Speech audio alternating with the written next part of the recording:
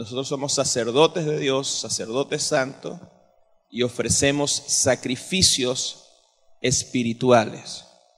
Y uno de esos sacrificios espirituales es el sacrificio de alabanza.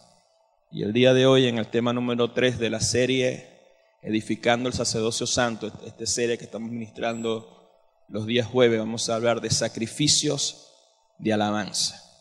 Si nos vamos a la palabra de Dios en Hechos capítulo 15, el verso 16, dice: reedificaré el tabernáculo de David que había caído y repararé sus ruinas y lo volveré a levantar, para que el resto de los hombres busquen al Señor y todos los gentiles sobre los cuales es invocado mi nombre.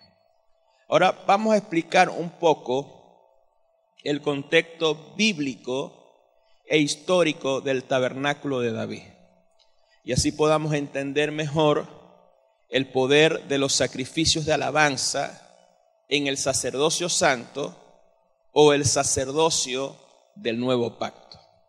Primero, el arca del pacto en Primera de Samuel fue robada por los filisteos. Fue robada por los filisteos por causa del mal sacerdocio de Elí y sus hijos. Dice la Escritura en Primera de Samuel capítulo 2, el verso 12, que los hijos de Elí eran hombres impíos sin conocimientos del Señor. Aunque eran sacerdotes de Dios, no tenían conocimientos de Dios y no caminaban en santidad. Por causa de eso, si leemos Primera de Samuel, capítulo 4, verso 10, como que se fue la luz solamente en esta parte. Primera de Samuel,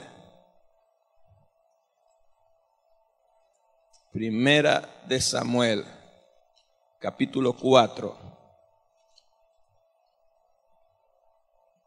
El verso 10 y 11 dice: pelearon pues los filisteos e Israel fue vencido y huyeron cada cual a sus tiendas, y fue hecha muy grande mortandad, pues cayeron de Israel 30,000 hombres.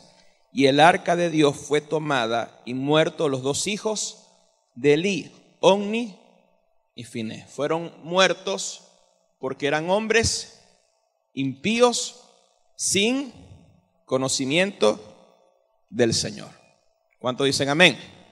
Ahora, aplicándolo a este tiempo, cuando hay un mal sacerdocio en cualquier función dentro de la iglesia, sea evangelística, sea en la enseñanza, sea en el servicio, sea en la alabanza y adoración, cuando hay un mal sacerdocio, la presencia y la unción de Dios no se manifestará. Usted va a ver cuando en un área hay un mal sacerdocio, hay un mal liderazgo, ese ministerio no va a tener respaldo de Dios. O sea, va a ser carente de presencia y va a ser carente de unción. Es decir, cuando hay un mal sacerdocio, no habrá respaldo del Señor. Y en vez del ministerio crecer, va a decrecer por causa de ese mal sacerdocio. ¿Cuántos dicen amén? Ahora, los filisteos, por causa de haber robado el arca del pacto, que representa la presencia de Dios, dice la Escritura que la mano del Señor se levantó contra los filisteos, causándole tumores y causándoles juicio. Primera de Samuel, capítulo 5, el verso 7, dice: viendo esto, los de Asdod dijeron: no quede con nosotros el arca de Dios de Israel, porque su mano es dura sobre nosotros y sobre nuestro Dios Dagón. Amén. Si leen el verso 6, dice: se agravió la mano sobre los de Asdod, los destruyó, los hirió con tumores en Asdod y en todo su territorio. Por causa de tomar el arca del pacto vino juicio sobre los filisteos.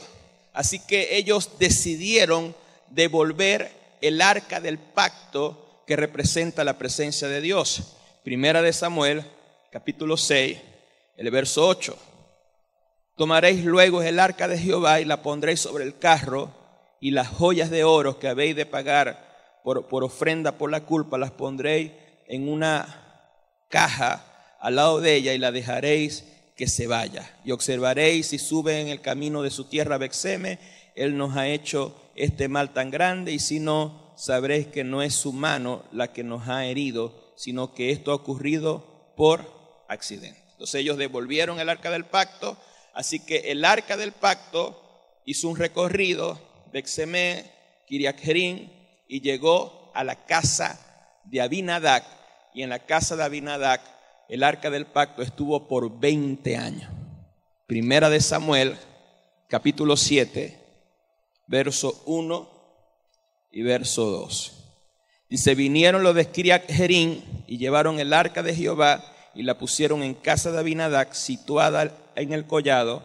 Santificaron a Eleazar, su hijo, para que guardase el arca del Señor. Desde el día que llegó el arca a Kiriat Jearim pasaron muchos días, 20 años, y toda la casa de Israel lamentaba en pos del Señor, o sea, lamentaba en pos del arca del pacto. Entonces el arca del Señor estuvo en la casa de Abinadab por 20 años, y el tabernáculo estaba en un lugar llamado Silo o Gabaón, donde estaba toda la estructura de los atrios del tabernáculo. Estaban los atrios, estaba el altar de sacrificio, estaba el lavastro con agua, estaba el lugar santo donde estaba el candelero, estaba también el altar de incienso, pero en el lugar santísimo no estaba el arca del pacto.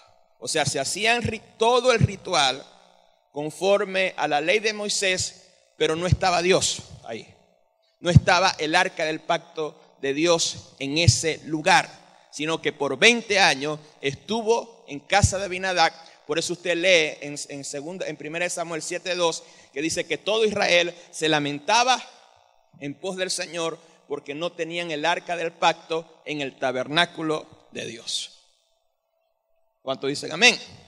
Esto significa, aplicándolo a este tiempo, que en el sacerdocio de la ley, el sacerdocio de la ley es el sacerdocio de los ritos, es el sacerdocio de la rutina, es el sacerdocio de hacer siempre las mismas cosas, es el sacerdocio donde no hay presencia, es el sacerdocio donde no está lo profético de Dios, donde no está lo sobrenatural. Y este tipo de sacerdocio es el que representa el sacerdocio de Leví y del antiguo pacto. Aplicándolo a nuestras vidas, a veces, si no estamos atentos a la voz del Espíritu, si no tenemos ese amor hacia el Señor, si no tenemos esa comunión con Dios, esa pasión por el Señor, el servicio al Señor, el predicar, el enseñar, el dar alabanza a Dios, el congregarnos, se puede volver ritualista. O sea, podemos ministrar, podemos predicar, podemos cantar, pero sin presencia. Podemos congregarnos, pero no sentir nada, no sentir la presencia de Dios, porque todo se ha vuelto ritualista, todo se ha vuelto rutinario, se ha perdido el amor por Dios, se ha perdido la pasión por Dios y la pasión por su servicio. Entonces es como si estuviéramos ministrando sin la presencia de Dios en ese lugar o en nuestras vidas. Dile a la persona que tiene a tu lado, dile: cuando tú has caído en rutina, todo es rutinario, tienes esa cara seria, no te alegras cuando vienes al servicio, es porque desde hace tiempo la presencia de Dios se apagó en tu vida. ¿Cuántos dicen amén? Se apagó el espíritu. ¿Qué dice la palabra en Tesalonicense? No apaguéis el espíritu. Levante sus dos manos y diga conmigo: no puedo apagar el espíritu. ¿Cómo apagamos el espíritu? Cuando no se camina en santidad, cuando se camina en rebeldía, cuando se cae en rutina, en ritualismo, y no dejamos fluir lo nuevo, no dejamos fluir lo fresco que el Señor tiene para nosotros. Por eso en esta noche nosotros tenemos que romper con todo sacerdocio ritualista y entrar en lo nuevo que el Señor tiene para cada uno de nosotros.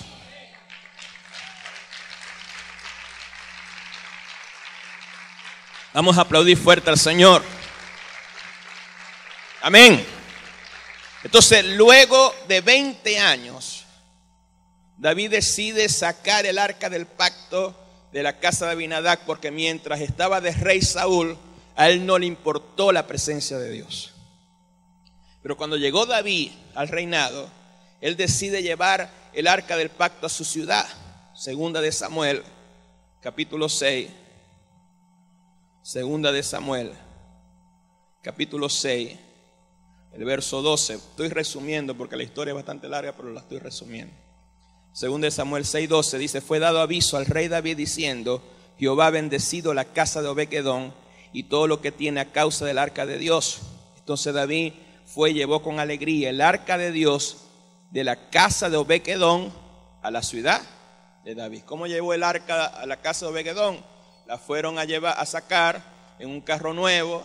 Amén. Vino uno de los hijos de Abinadab, que también había caído en familiaridad con el arca del pacto, tocó el arca del pacto y murió. Así que David tuvo temor y dijo: vamos mejor a dejar el arca del pacto allá hasta que Dios me dé una señal de traerlo a mi ciudad. Por 3 meses el arca del pacto estuvo en una familia que tuvo reverencia, pasión y amor por Dios, y por causa de eso dice la Biblia que la casa de Obed-edom fue bendecida. Cuando fue dado aviso al rey David que la casa de Obed-edom había sido bendecida, en ese momento David entendió que era el momento, era la hora de llevar la presencia de Dios a su ciudad, Jerusalén. ¿Cuántos dicen amén? Ahí David levanta una tienda, puso el arca del pacto y organizó cantores, organizó músicos que alabaran a Dios las 24 horas del día. David estableció una alabanza 24 horas del día por 40 años. Todos los días, toda hora había alabanza y adoración, había música, había profecía. Primera de Crónicas 15. Primera de Crónicas, capítulo 15, el verso 1 dice: hizo David también casas para sí en la ciudad de David, y arregló un lugar para el arca de Dios, y le levantó una tienda, le levantó un tabernáculo. ¿Y qué hizo David en ese tabernáculo? Primera de Crónicas 15, en el mismo capítulo, el verso 27 al 29. Y David iba vestido de lino fino, y también todos los levitas que llevaban el arca, y asimismo los cantores. Y Kenanías era maestro de canto entre los cantores. Llevaba también David sobre sí un efod de lino, de manera que llevaba todo Israel el arca del pacto del Señor con júbilo, sonido de bocina, trompeta, címbalo, al son de salterios y arpa. Amén. David estableció la música profética en su tabernáculo. Primera de Crónicas 16, versos 4 al 6. Primera de Crónicas 16, versos 4 al 6. Dice: y puso delante del arca de Jehová ministros de los levitas. ¿Qué puso delante del arca de Jehová? ¿Ministros de quién? ¿Cuántos de ustedes han seguido la serie del sacerdocio? ¿Quién me puede decir quién era la única persona o el único sacerdote que podía estar delante del arca del pacto? ¿Quién era? El sumo sacerdote, no los levitas. Ahora, ¿por qué razón? Póngame atención, ¿por qué razón David puso una tienda e hizo que los levitas estuvieran delante del arca del pacto? Estaba rompiendo totalmente los protocolos de la ley. Están calladitos el día de hoy. ¿Cuántos dicen amén? Entonces en el verso 4 dice: y puso delante del arca de Jehová ministros de los levitas para que recordasen y confesasen y loasen al Dios de Israel. Asaf el primero, el segundo después de él, Zacarías, Jehiel, Semiramoc, Jehiel, Mantanía, no le vaya a poner estos nombres a sus hijos futuros, Eliac, Benanía, Obequedón, Jehiel, con sus instrumentos, salterio, arpa. Pero Asaf sonaba los címbalos, también los sacerdotes Benanía y Jaziel sonaba continuamente las trompetas delante del arca del pacto. O sea, David estableció toda una organización, todo un ejército de cantores, todo un ejército de músicos, hasta danzarines, bailarines que ministraban continuamente alabanza al Señor. Amén. ¿Están alegres o contentos o están bravos?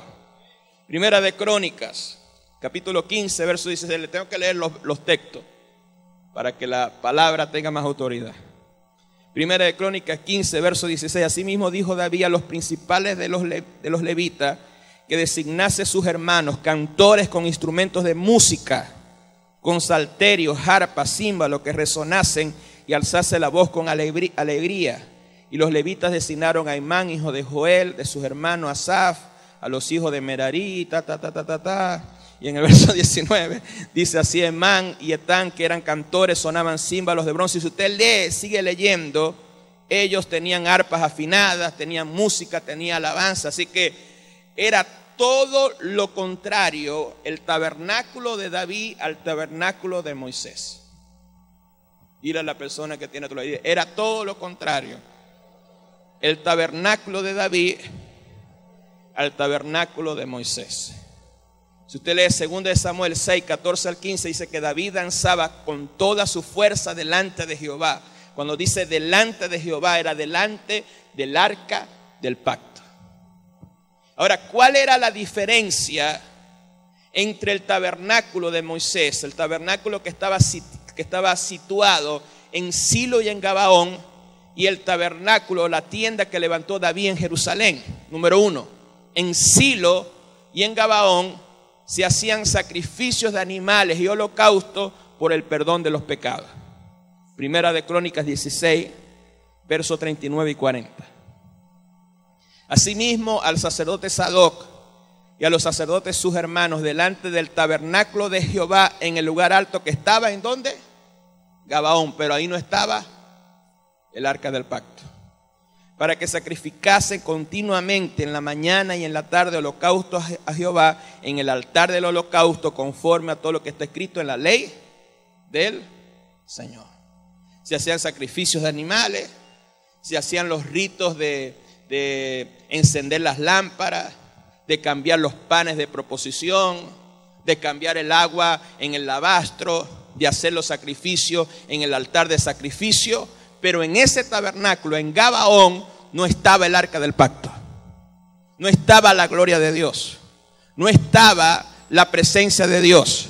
En cambio, en el tabernáculo de David estaba el arca del pacto.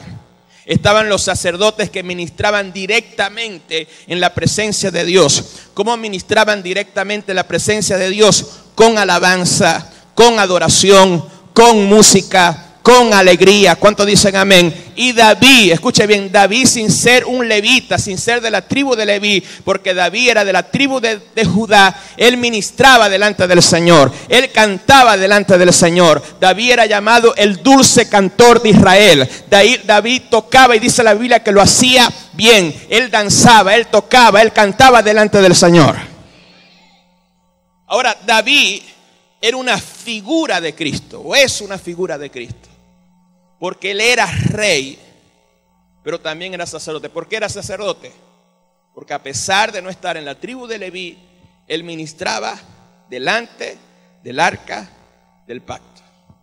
Y lo hacía, escuche bien, y lo hacía sin ritos, sin barrera. Todo esto era profético, porque el tabernáculo de David habla de lo que nosotros vivimos en el nuevo pacto. El tabernáculo de David quitó la ley, quitó los ritos, quitó la barrera para buscar a Dios.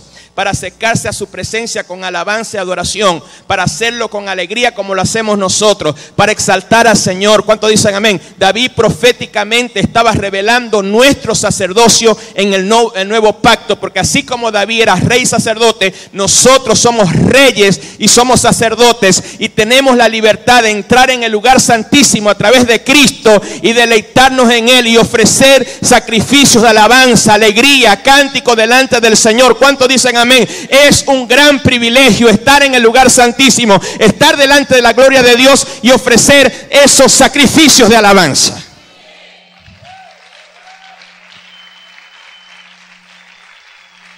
Si ese aplauso es para el Señor, déselo fuerte.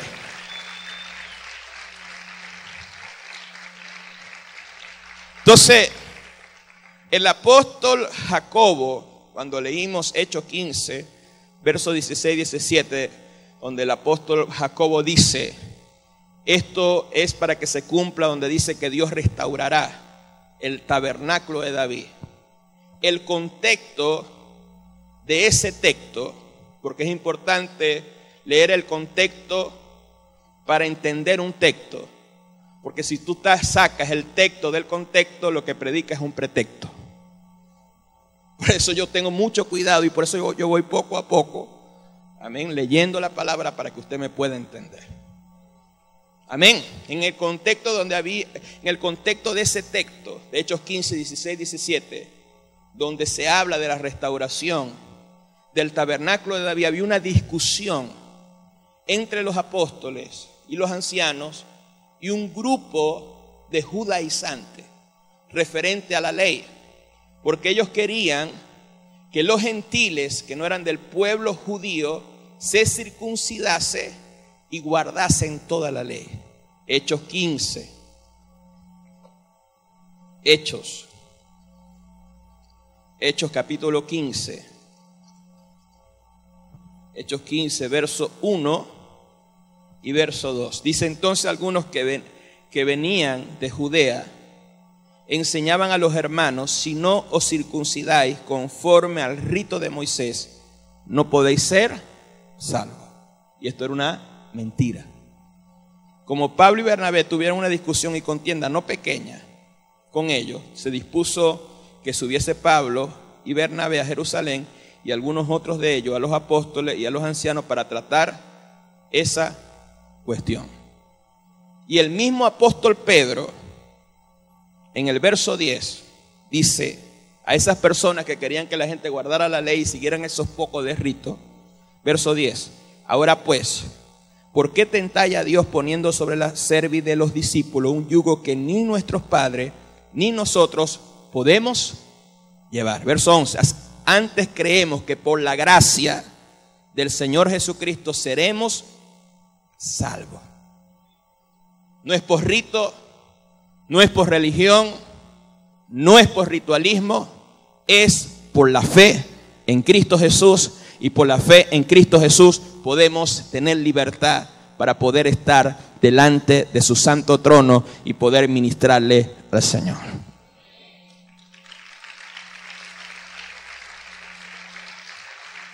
Vamos a aplaudir fuerte al Señor.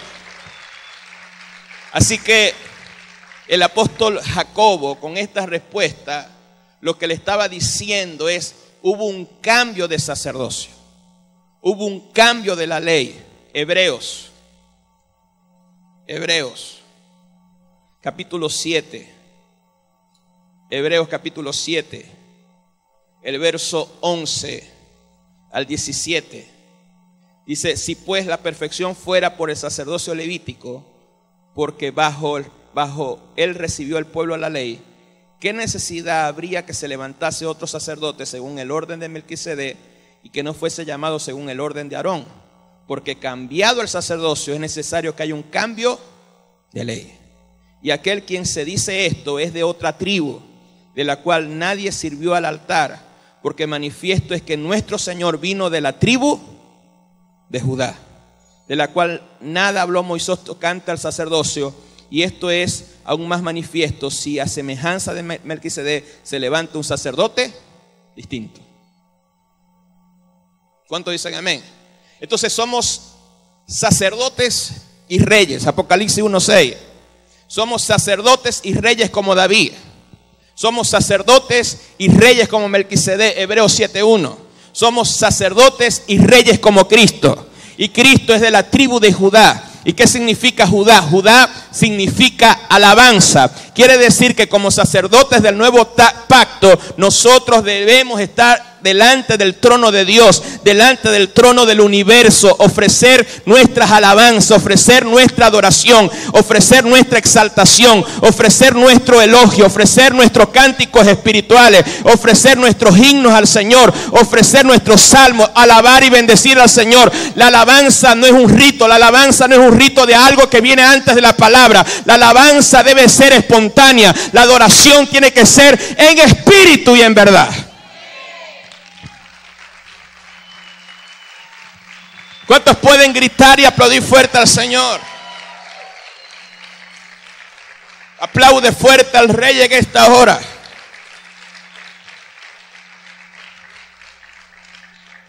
Los sacerdotes y los reyes fluyen proféticamente.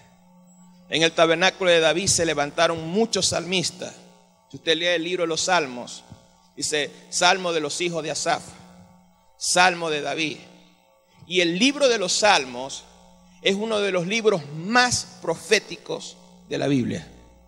Y es uno de los libros que más se profetizó acerca de Cristo. ¿Y qué es Salmo? Salmo es una alabanza profética acompañado con instrumentos musicales. Entonces, una de las cosas más importantes en el sacerdocio es el corazón. David era un hombre conforme al corazón de Dios. Juan 4:24 dice que Dios busca adoradores en espíritu y en verdad. Entonces, antes de manifestarse las formas, Dios quiere buscar un corazón rendido a Él. Como dice Colosenses 3:16, cantando con gracia en vuestro corazón. O sea, debe haber una alabanza sincera, debe haber una alabanza que salga de nuestro corazón, no una alabanza ritualista. Y la verdadera alabanza y adoración es la que nace de un corazón sincero al Señor. La verdadera alabanza y adoración es la que nace de un corazón limpio. La verdadera adoración es la que se hace con sinceridad, con verdad, con espíritu y en verdad. La palabra verdad es sinceridad, transparente, íntegro, con un corazón limpio. Entonces yo declaro en el nombre de Jesús que en esta congregación cada uno de nosotros como sacerdotes santos vamos a ofrecer alabanza sincera de nuestro corazón, no por ritualismo del culto de la iglesia o por el servicio. Lo vamos a hacer en espíritu y en verdad, porque Cristo impartió su vida a nosotros. Nosotros somos reyes, nosotros somos sacerdotes y debes aprovechar el privilegio de poder estar delante de su trono. ¿Cuántos pueden aplaudir fuerte al Señor? Aplaude fuerte al Señor. Dios es bueno. Porque esto es importante, el corazón. El espíritu, adorar al Señor en espíritu y en verdad. Porque si cantamos, si hay música, si hay salto, si hay grito, si levantamos nuestras manos y no hay sinceridad, no hay corazón, entonces todo será como el tabernáculo de Moisés. El tabernáculo de Moisés, todo es un rito. Primero en el altar de sacrificio, ahí iban los carneros, ahí había siempre olor a parrilla, porque se sacrificaba, pero la gente no comía de esa parrilla, sino que subía al trono de Dios. Después, antes del lugar santo estaba el alabastro, donde los sacerdotes se lavaban las manos, entraba en el lugar santísimo, se prendía. O sea, todo era un rito. Entonces, si usted ve hoy en día la iglesia, todo es un rito. Primero 3 movidas y dos románticas. 3 movidas, 2 románticas y después la palabra. Después que viene, hasta no lo sabemos. Primero que viene, la alabanza. ¿La alabanza cómo es? Movida. Después viene la romántica y rocolera. Después que viene, paso yo, doy la palabra. Y después que viene la ofrenda. Y después los anuncios y después nos vamos. Todo un rito. Y a la persona que tiene a tu lado, como que tenemos que cambiar algo, tenemos que ser más proféticos.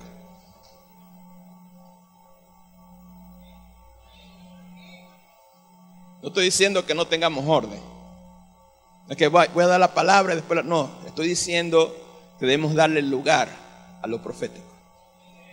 A veces a mí me ha pasado que yo tengo el bosquejo y hay un fluir de alabanza y Dios me dice que no predique. En ese momento yo di lugar al Señor. De repente están ministrando alabanza, adoración y el Señor quiero adoración solamente. Quiero que se postren. Quiero que se humillen delante del Señor. Otras veces el Señor dirá, quiero que griten, que salten, que bailen, que dancen para el Señor, que den una alabanza al Señor por algo grande que yo voy a hacer en medio de ustedes. Pero tenemos que escuchar la voz del Espíritu Santo. A veces Dios quiere que solamente oremos, que solamente intercedamos. A veces Dios quiere que solamente hagamos guerra, intercesión de guerra espiritual, pero tenemos que estar atentos, todos nosotros, porque todos nosotros somos sacerdotes, a lo que quiere el Espíritu Santo. Tú tienes que cambiar, dile a la persona que tiene a tu lado, tú tienes que cambiar tu manera de orar. Dile a la persona que tiene a tu lado, deja la oración de ritos y métete en la oración profética. ¿Cuántos dicen amén? Entonces las expresiones de alabanza y adoración son poderosas. Póngame atención aquí. Las expresiones de alabanza y adoración son poderosas cuando esto nace de una genuina adoración desde nuestro espíritu. O sea, cuando una persona levanta las manos porque le nace del corazón, porque está agradecido con Dios y levanta sus manos, aún el movimiento de sus manos tiene poder. Pero hay personas que ven a las otras personas levantando la mano. La levanta porque la otra persona la levanta, pero no le nace del corazón. Hay personas que gritan por rito. Hay personas que saltan por rito. Entonces tiene que salir. Las expresiones de alabanza salen del corazón, salen del espíritu. Cuando hay un fluir interior, cuando no lo hacemos por aparentar, cuando no se lo ofrecemos al hombre, sino se lo ofrecemos a nuestro Dios y a nuestro Señor. Yo declaro y te pido, Padre, en el nombre de Jesús, que este sea un tiempo de restauración de una verdadera alabanza dentro de la iglesia.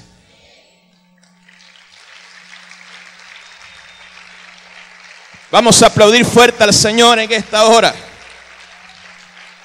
Dios es bueno. A ver cuántos están alegres, cuántos pueden darle una alabanza que salga de tu corazón por las grandes cosas que el Señor ha hecho en tu vida, por las grandes cosas que Dios va a hacer en medio de su pueblo. ¿Cuántos dicen amén? Dios habita en medio de la alabanza de su pueblo. A ver, dale tu alabanza espontánea, con grito, levanta tus manos, pero que todo esto salga de tu corazón. Vamos a gritar, vamos a aplaudir fuerte al Rey de Reyes y Señor de Señores. Dios va a cambiar tu lamento en baile. Dios va a cambiar tu tristeza en gozo. Alégrate porque el Señor hará grandes cosas con nosotros.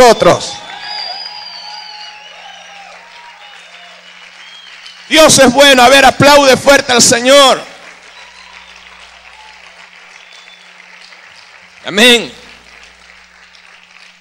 Estos sacrificios de alabanza deben ser siempre constantes. Hebreos capítulo 13. Hebreos 13, el verso 15. Dice, así que ofrezcamos siempre a Dios por medio de Él. ¿Qué dice ahí? Ofrezcamos algunas veces a Dios. Ofrezcamos jueves y domingo a Dios. ¿Qué dice ahí? Ofrezcamos siempre, constante a Dios, alabanza y adoración. ¿Cuántos de ustedes todos los días en su devocional tienen un servicio de alabanza y adoración al Señor? ¿O solamente van de una vez con la intercesión? Padre, dame pan. Tengo necesidad. Dame plata, Padre. Lo último que yo hago es pedirle al Señor. Yo puedo pasar 1, 2 horas en alabanza a Dios y después intercedo. Entonces toca a la persona que tiene a tu lado. Tú como sacerdote, a partir de hoy vas a empezar a alabar a Dios todos los días. Cuando tú lo hagas y vengamos a la congregación, la alabanza, porque la alabanza y adoración, por ejemplo, los que ministran aquí no es el ministerio de alabanza y adoración. Toda la iglesia es el ministerio de alabanza y adoración. Ellos son músicos, proféticos, cantores, pero toda la iglesia es el ministerio de alabanza y adoración. Entonces, cuando sentimos toda la iglesia esa responsabilidad y alabamos a Dios y nos unimos, la música, el cántico y todos nosotros, aquí va a haber una explosión del fuego y de la presencia del Señor.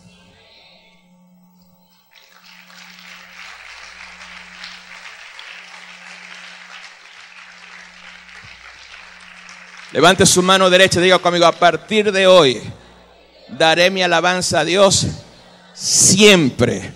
Su alabanza de continuo estará en mis labios. Bendeciré al Señor en todo tiempo. Mi alabanza estará de continuo en mis labios. Salmo 34, eso es lo que dice Salmo 34. Creo que eso es lo que dice. La alabanza, ¿qué? Continua. Dile a la persona que tiene, en vez de tanto queja, en vez de hablar tan mal de las cosas, alaba a Dios y se te va a quitar un peso de encima. Nuestra alabanza debe ser en nuestra casa. Dice la Biblia, levantando nuestras manos santas en todo lugar, sin iras ni contienda, en el devocional, en la congregación, en el altar familiar. Y estos sacrificios de alabanza son aceptables por medio de Cristo. Sacrificios de alabanza son frutos del labio que confiesan su nombre. Hebreos 13:15. Entonces nosotros debemos quitar de nuestros labios palabras que no edifiquen. Debemos quitar de nuestros labios palabras de maldición. Debemos quitar de nuestros labios la gritería, palabras incrédulas, todo aquello que no confiese y exalte el nombre del Señor. A partir del día de hoy vamos a cambiar nuestro vocabulario, porque la alabanza comienza con la manera correcta de hablar.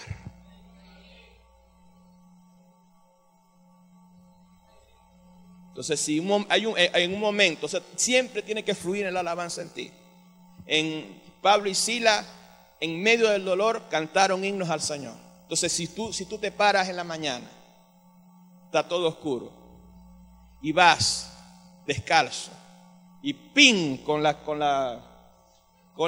esquinita de la cama en el dedo pequeño, tú haces gracias, Padre, te alabo.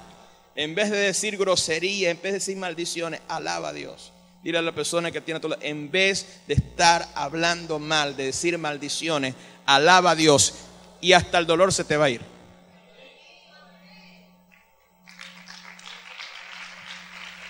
¿Cuántos dicen amén? ¿Cuántos pueden aplaudir fuerte al Señor? Yo no sé, pero yo te quiero profetizar algo. Este es el tiempo de alabar y bendecir el nombre del Señor. Es el tiempo de restaurar la alabanza en nuestras casas. Es el tiempo de volver a poner música de alabanza en nuestras casas. ¿Cuántos dicen amén? En nuestras casas se tiene que escuchar alabanza y adoración. En nuestros carros se tiene que escuchar alabanza y adoración. En tu celular se tiene que escuchar alabanza y adoración. Vamos a restaurar. Dios va a restaurar la alabanza y la adoración. Escúchame, no lo digo yo, lo va a hacer el Espíritu Santo de Dios. Lo va a hacer la unción de Dios. Dios va a restaurar el tabernáculo de David en medio de la iglesia. Yo no sé si usted puede gritar y aplaudir fuerte al Rey de Reyes y Señor de Señores. Darles alabanza a Dios. Grita y aplaude fuerte a tu Rey en esta hora. Él es grande, Él es poderoso.